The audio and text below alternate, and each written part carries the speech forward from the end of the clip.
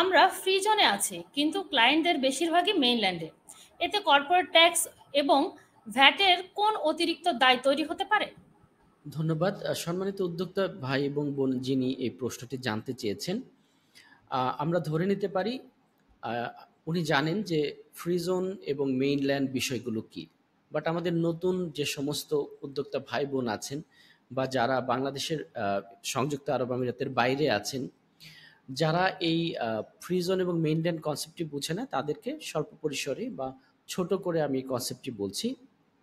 সংযুক্ত আরব আমিরাতে যে বিজনেস প্রতিষ্ঠা পরিচালিত হয় বা আপনার লাইসেন্স ইস্যুইং যে অথরিটি আছে, সে অথরিটিটা মেইনল্যান্ড হতে পারে, ইকোনমিক ডিপার্টমেন্ট, অথবা আপনি বিভিন্ন ধরনের ফ্রি জোন কোম্পানিগুলো দেখবেন। অনেক ফ্রি জোন আছে। আপনি উদাহরণস্বরূপ বলা যেতে পারে ইবসা, মাইদান, জাবসা, ডাবসা, এই দুবাইয়ের ভেতরে এরকম ডিএমসিসি, ডিআইএফসি।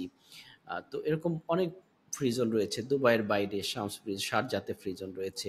আজমানে প্রত্যেকটা স্টেটে অনেক Ras al Khaimah free zone, Ajman free zone, Shams free zone, media city free zone.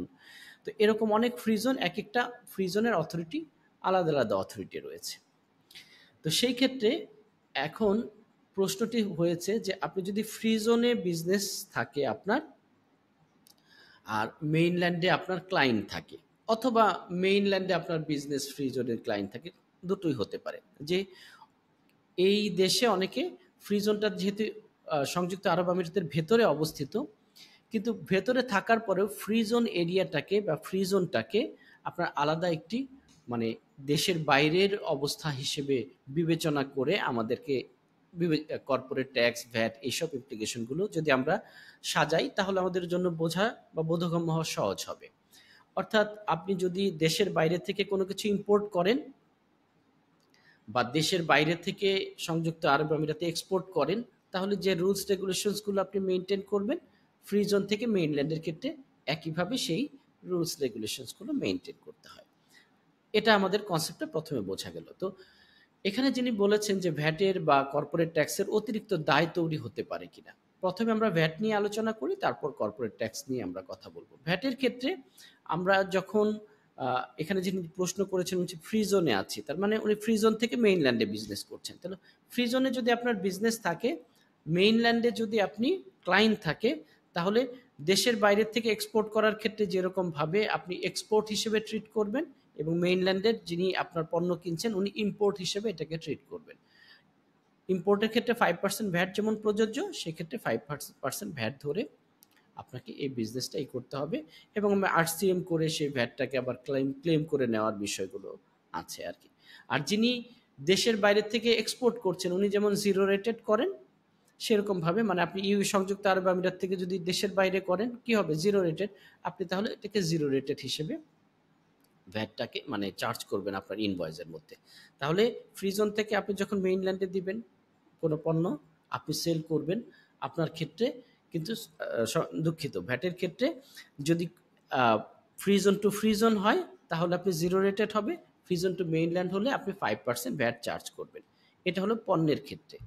আমার যদি সার্ভিসের ক্ষেত্রে হয়, তাহলে free zone to free zone হোক আর ফ্রি জোন টু মেইনল্যান্ড হোক, আপনি কিন্তু 5% ভ্যাট চার্জ করবেন। তার মানে আপনার সহজভাবে যদি আমি আবারও বলি, সংযুক্ত আরব আমিরাতের ফ্রি জোন থেকে আপনি মেইনল্যান্ডে সেল করার ক্ষেত্রে 5% ভ্যাট চার্জ করবেন পণ্যের ক্ষেত্রে।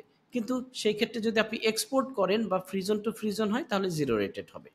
আর যদি সার্ভিস হয়, সেই ক্ষেত্রে আপনার যে কোনো ফ্রি জোনে হোক আর ফ্রি জোনের বাইরে মেইনল্যান্ডে হোক, সব জায়গাতে আপনি 5% ভ্যাট ট্রিটমেন্ট করবেন। এই হচ্ছে আপনার ফ্রি জোন থেকে মেইনল্যান্ডের সাথে ভ্যাট ট্রিটমেন্টটা। আর যদি কর্পোরেট ট্যাক্সের ক্ষেত্রে বলি, আপনি যদি ফ্রি জোনে থাকেন, free zone to free zone বা এক্সপোর্ট ডেজিগনেটেড জোনের ভেতরে যদি আপনার সমস্ত ইনকাম হয়, সেল হয়, ট্রানজেকশন হয়, তাহলে এটা আপনার ইনকামটা কোয়ালিফাইং ইনকাম হিসেবে বিবেচিত হতে পারে। কর্পোরেট ট্যাক্স 0% হবে। কিন্তু যদি আপনি এই শর্তটাকে ভঙ্গ করে মেইনল্যান্ডে সেল হয়, সেটা আপনার ডি মিনিমিস থিওরি যেটা আছে, একটা নির্দিষ্ট পরিমাণ সেলের বেশি যদি হয়, আপনার মাদার কোম্পানি, সিস্টার কোম্পানি থাকে, আর যদি এগুলো না থেকে শুধু সরাসরি হয়, তাহলে আপনার স্ট্যান্ডার্ড রেটেড ট্যাক্স প্রযোজ্য হবে, কর্পোরেট ট্যাক্স প্রযোজ্য হবে। তখন আপনার ইনকামটা কোয়ালিফাইং ইনকাম হবে না। তো উদ্যোক্তা ভাই বোনদের বলবো, এই বিষয়গুলো নিয়ে আমাদের অজস্র ভিডিও রয়েছে শুধুমাত্র ফ্রি জোনের উপর। ফ্রি জোনের ট্রিটমেন্টগুলো সেটাতে আরও বিস্তারিত আলোচনা করা হয়েছে।